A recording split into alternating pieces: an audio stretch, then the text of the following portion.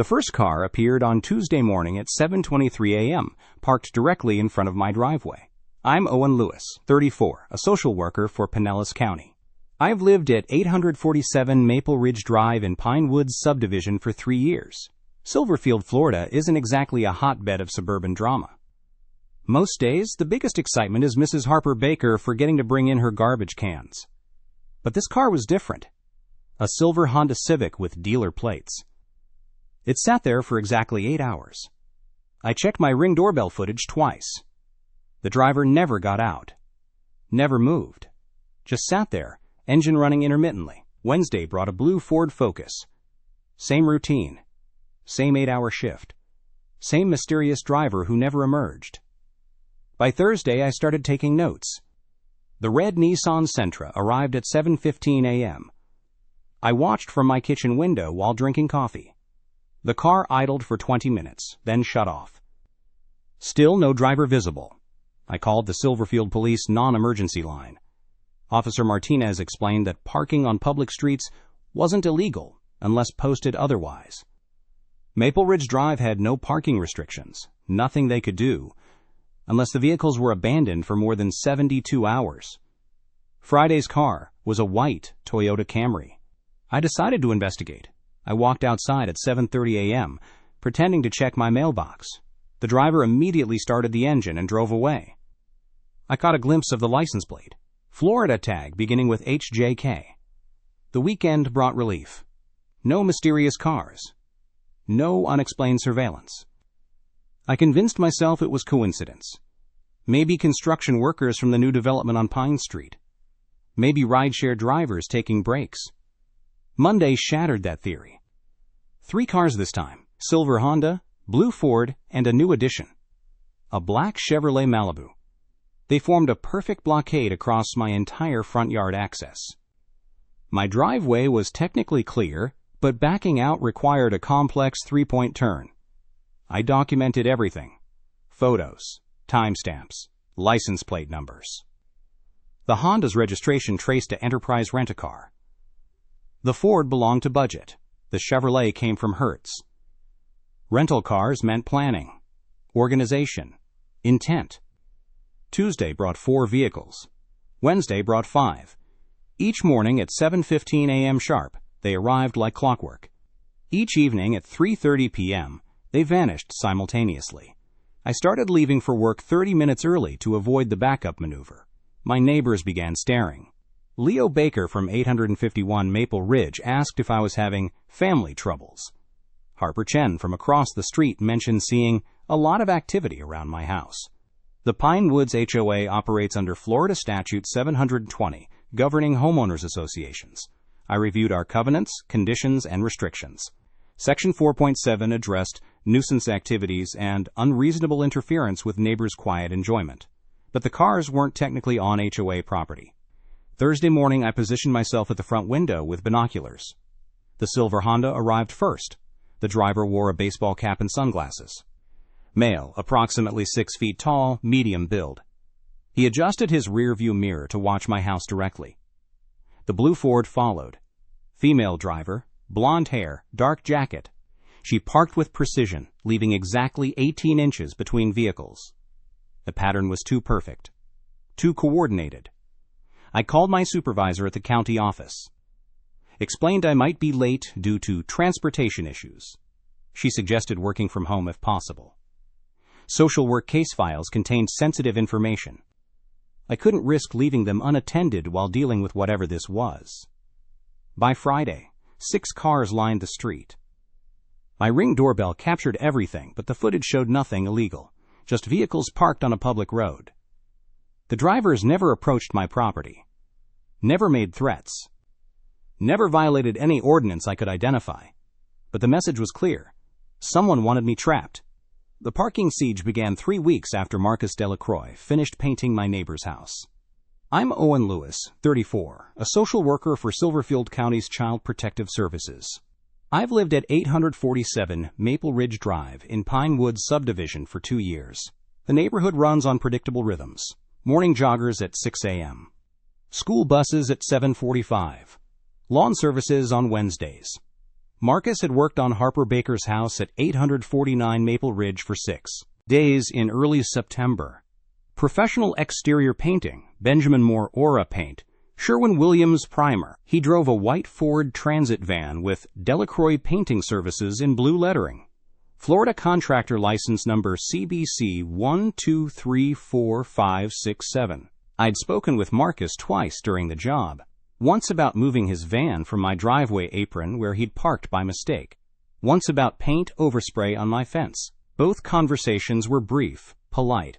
He apologized immediately, cleaned the fence himself. Harper Baker had recommended Marcus after seeing his work on Leo Baker's house at 851 Maple Ridge.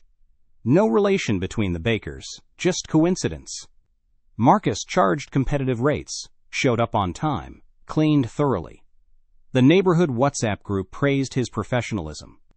The first rental car appeared October 15th, exactly 3 weeks after Marcus finished Harper's house. I started documenting everything. Excel spreadsheet with timestamps, vehicle descriptions, license plates, photos from multiple angles, Ring doorbell footage saved to cloud storage. I measured distances from my driveway to each parked car using a Stanley 25-foot tape measure. The vehicles maintained a precise formation, never blocking fire hydrants or mailboxes. Always 18 to 24 inches apart. Perfect parallel parking that suggested professional drivers or extensive practice. I researched Florida parking ordinances. Silverfield Municipal Code Section 74-31 prohibited parking in the same spot for more than 72 consecutive hours. But these cars rotated positions daily. Section 74-45 addressed parking for commercial purposes on residential streets, but rental cars weren't necessarily commercial. The Silverfield Police non-emergency line connected me to Officer Martinez. She explained that parking on public streets was legal, unless specifically prohibited. No signs restricted parking on Maple Ridge Drive. The cars weren't abandoned, weren't blocking traffic, weren't creating safety hazards. Sounds like a civil matter, Officer Martinez said. Maybe try talking to whoever's organizing this. But I didn't know who was organizing it. The drivers never made eye contact, never acknowledged my presence. They arrived, parked, and disappeared. Different people each day, but the same systematic approach. I started following the drivers when they left their cars. Tuesday afternoon, I watched the Honda driver walk 3 blocks to Silverfield Commons Shopping Center. He climbed into a black Nissan Altima and drove away. The Ford driver met someone at the Starbucks on Pine Woods Boulevard. They spoke for 10 minutes, then separated. Wednesday, I positioned myself at the shopping center before 3:30 p.m. The Honda driver arrived in the same black Altima. He walked to the rental car, drove it away. I followed at a distance. He returned the Honda to Enterprise Rent-A-Car on Highway 441. The pattern became clear. Someone was renting multiple vehicles daily, coordinating drivers, maintaining the parking blockade with military precision. The cost would be substantial. Enterprise charged $49 per day for economy cars. 6 cars meant nearly $300 daily, over $2,000 per week. Who had that kind of money? Who had that level of organization? Who wanted me specifically targeted? I reviewed my recent cases for potential conflicts. Child Protective Services generates enemies. Parents lose custody, blame the social worker. Extended families harbor resentment. But my cases were confidential. My home address wasn't public record. Thursday evening, I noticed Marcus Delacroix's van parked at the Wawa gas station on Pine Woods Boulevard. He was filling up, checking his phone. I parked 3 spaces away, pretended to check my own phone. Marcus finished fueling, walked inside. I approached his van. The back doors were open, revealing paint supplies, drop cloths, brushes. A clipboard sat on the passenger seat with what looked like addresses and phone numbers. I couldn't see details without getting closer, but one address caught my eye. 847 Maple Ridge Drive, my address. Marcus returned before I could investigate further. He nodded politely, closed the van doors, drove away. But the clipboard image stuck in my mind. Why would a painter have my address? He'd never worked on my house, never given me an estimate. Friday morning brought 7 rental cars. The formation now extended past my property line into the Chenz's frontage. Harper Chen approached me while I was checking my mailbox. "Owen, what's going on with all these cars?" she asked. "My husband can barely get out of our driveway." I explained what I knew. The rental cars, the coordinated timing, the mysterious drivers. Harper listened with growing concern. "That's harassment," she said. "Have you called the police?" "They say it's legal. Public street parking. Legal doesn't mean right. Someone's targeting you specifically." Harper offered to help document the situation. She had a clear view from her upstairs window, could photograph license plates I couldn't see from my angle. Her husband worked in IT, understood digital preservation. That afternoon, I called Enterprise Rent-A-Car, explained I was investigating suspicious activity involving their vehicles. The manager, Jennifer Walsh, was helpful, but limited by privacy policies. "I can confirm those license plates correspond to our rental fleet," she said, "but I can't disclose who rented them without a court order." "What about payment methods? Credit cards?" "Same policy. We'd need legal documentation." I contacted Budget and Hertz with similar results. The rental companies were protecting customer privacy, which I understood.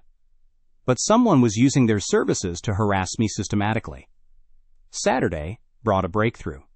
Harper Chen called at 8:30 a.m. "Owen, you need to see this. I was reviewing yesterday's photos and noticed something." I walked to her house. Harper had printed dozens of photos, arranged them chronologically on her dining room table. She pointed to a series taken around 3:15 p.m. "Look at the blue Ford driver. Thursday's photos." The woman wore a dark jacket, sunglasses, blonde hair in a ponytail. Standard appearance for someone trying to avoid identification. But in one photo, taken as she walked away from the car, her jacket had shifted. A small logo was visible on her shirt. "Delacroix Painting Services," Harper said. "Same logo as the van that painted my house." The connection hit like cold water. Marcus Delacroix wasn't just a painter who'd worked in the neighborhood. He was orchestrating the parking siege, using his employees, his contacts, his resources, to target me specifically. But why? What had I done to earn this level of harassment? I spent Saturday reviewing every interaction with Marcus. The driveway incident, the fence overspray, our brief conversations. Nothing seemed significant enough to justify this response. Unless there was something I'd missed. Something I hadn't seen. Sunday morning, I called Leo Baker. Asked about his experience with Marcus Delacroix. "Great painter," Leo said. "Professional, reliable, did beautiful work on my house." "Any problems? Conflicts?" "None at all." "Why?" I explained the parking situation, the connection to Marcus's company. Leo was shocked. "That doesn't sound like the Marcus I know. He's always been respectful, honest." "Are you sure about this?" "I have photos." His employee was driving one of the rental cars. Leo paused. "Owen, there's something you should know. Marcus asked me about you specifically. During the painting job. Wanted to know about your work, your schedule, whether you lived alone." "What did you tell him?" "Just basic neighbor stuff.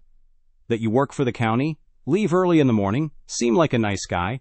I thought he was being friendly." The pieces were falling into place. Marcus had used his painting jobs to gather intelligence about the neighborhood. About me. He'd questioned Leo, probably Harper too. Built a profile of my routines, my vulnerabilities. But I still didn't understand his motivation. What had triggered this elaborate harassment campaign? Monday morning, I decided to confront Marcus directly. I drove to the address listed on his contractor license, 2847 Industrial Boulevard, Unit C, a small office in a strip mall between a tire shop and a tax preparation service. Marcus was there, reviewing paperwork at a metal desk. He looked up when I entered, showed no surprise at seeing me. "Mr. Lewis, what can I do for you?" "You can stop parking rental cars in front of my house." Marcus leaned back in his chair. His expression remained neutral, professional. "I'm not sure what you're talking about." "Your employee was photographed driving one of the rental cars. Blue Ford, Thursday afternoon. Delacroix Painting Services shirt. I have several employees. They're free to rent cars on their own time. 7 cars? Marcus. Coordinated timing. Systematic harassment. This isn't coincidence. Marcus stood up, walked to a filing cabinet. He pulled out a manila folder, opened it on his desk. Inside were photographs of my house, printed emails, handwritten notes. You want to know why? He said. Because you cost me $30,000. The folder contained documentation I'd never seen. A contract between Marcus and the Pinewoods HOA for exterior painting of 12 houses. My house was listed as number 7. The contract was dated August 15th, signed by HOA President Diana Walsh. I never signed up for HOA painting, I said. You didn't have to. The board voted. Special assessment for exterior maintenance. Your house was included. I grabbed the contract, read the fine print. Section 4.2 stated that homeowners could opt out within 30 days of notification. Section 4.3 required written notice to the contractor and HOA board. I never received notification. Check your mailbox more carefully. Marcus pulled out another document. A certified mail receipt showing delivery to 847 Maple Ridge Drive on August 20th. My signature was on the receipt, but I'd never signed for any certified mail in August. I'd been in Orlando for a 3-day training conference August 19th through 21st. My mailbox had been held at the post office. This signature isn't mine, I said. Postal Service says otherwise. The signature looked similar to mine, but the pen pressure was wrong. The letter formations were slightly off. Someone had forged my signature on the certified mail receipt. You forged this. Prove it. Marcus was right. Proving forgery would require handwriting analysis, legal proceedings, time and money I didn't have. Meanwhile, he'd lost a significant contract because I'd supposedly opted out of the HOA painting program. So you decided to harass me instead of pursuing legal remedies? I decided to make your life as difficult as you made mine. The admission was clear. Marcus Delacroix had organized the parking siege as retaliation for a contract dispute based on forged documents. He'd used his painting business as cover, his employees as accomplices, rental cars to avoid detection. This is criminal harassment, I said. Parking on public streets isn't criminal. Conspiracy is. Fraud is. Forgery is. Marcus closed the folder, returned it to the filing cabinet. Good luck proving any of that, Mr. Lewis. Enjoy your commute. I left his office with my phone recording everything.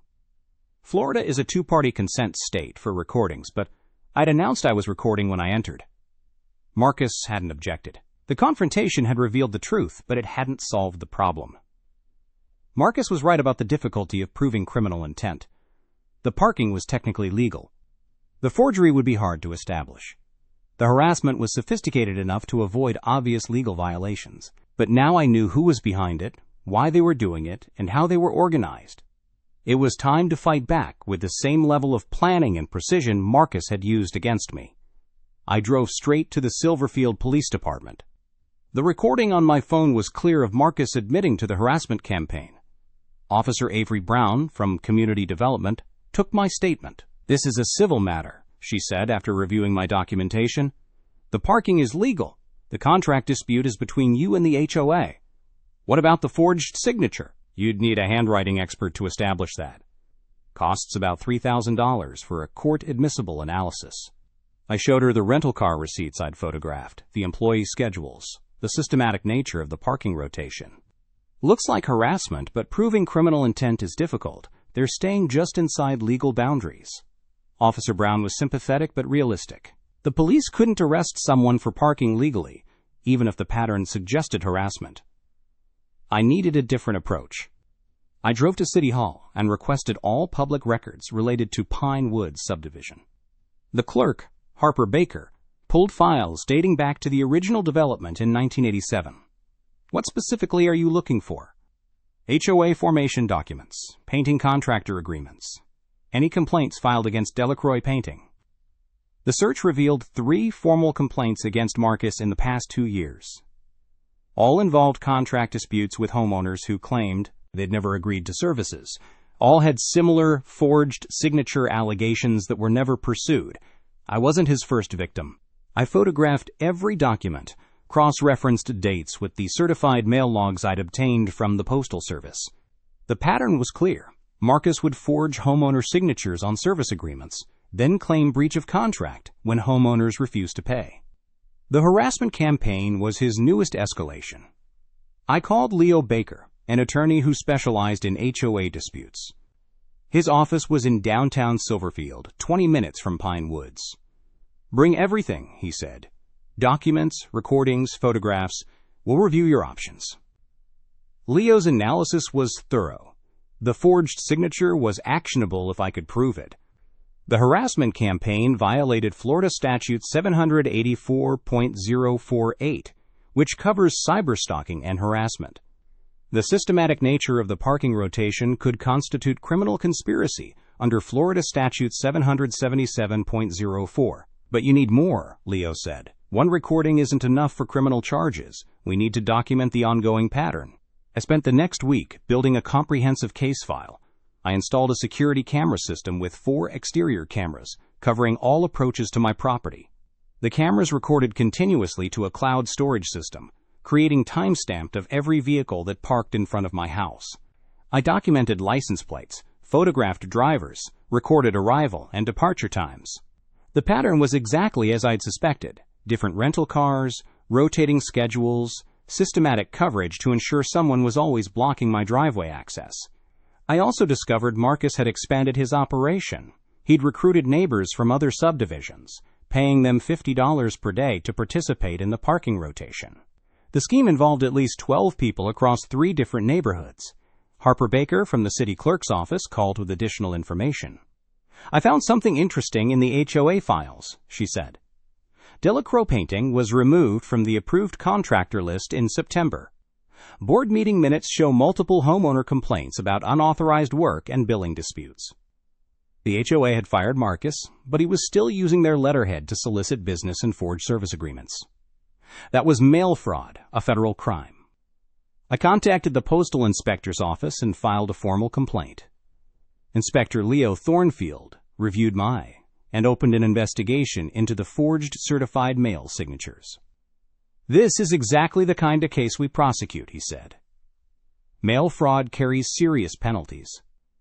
If we can establish a pattern of forged signatures on postal documents, we can pursue federal charges." The investigation moved quickly. The Postal Service had retained copies of all certified mail receipts. A handwriting analysis confirmed that 5 different homeowners' signatures had been forged on Delacroix Painting service agreements over the past 18 months. Marcus had defrauded the Postal Service, the HOA, and multiple homeowners using a systematic forgery scheme. While the federal investigation proceeded, I focused on stopping the harassment campaign. I filed a formal complaint with the Silverfield Code Enforcement Division, documenting the systematic parking pattern as a violation of City Ordinance 15-47, which prohibits using public streets for commercial storage or staging. The code enforcement officer, Harper Valdez, reviewed my AM and agreed that the coordinated parking constituted commercial use of residential streets. "We can issue citations for each violation," she said. $50 per day, per vehicle. That adds up quickly when you're talking about 12 cars over 6 weeks. The citations started arriving at Marcus's business address within days. Each rental car company received notices that their vehicles were being used in violation of city ordinances. The rental agreements prohibited commercial use, so the companies began canceling Marcus's accounts. Without rental cars, the harassment campaign collapsed. But Marcus wasn't finished. He escalated to direct intimidation. I found a dead rat in my mailbox on a Tuesday morning. The security camera showed Marcus's personal truck parked across the street at 3:47 a.m. He'd worn a baseball cap and kept his face turned away from the cameras, but the license plate was clearly visible. I called Officer Avery Brown immediately. "This crosses the line into criminal harassment," she said. "We can arrest him for this." The arrest warrant was issued that afternoon. Marcus was charged with harassment under Florida Statute 784.048 and tampering with a mailbox under Federal Law 18 U.S.C. 1705. He posted bail within hours, but the criminal charges changed everything. His business insurance was canceled. The HOA banned him from all Pine Woods properties. 3 pending contracts were terminated. The federal mail fraud investigation concluded 2 weeks later.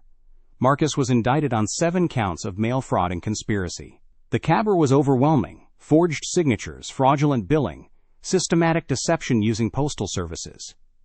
He pled guilty to avoid trial. The sentencing hearing was held in federal court in Tampa. I testified about the harassment campaign, the forged contracts, the systematic nature of his fraud scheme. 5 other homeowners testified about similar experiences.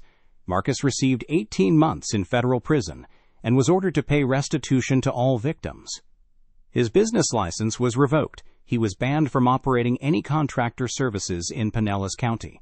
The harassment campaign had lasted 6 weeks. The investigation and prosecution took 4 months. But justice was finally served through the legal system, exactly as it should be. I helped the other victims file civil suits to recover their losses. We formed a support group for homeowners who'd been targeted by contractor fraud. I testified before the Silverfield City Council about strengthening ordinances against systematic harassment. The experience had been exhausting, but it had also revealed the power of documentation, persistence, and working within the system to achieve justice.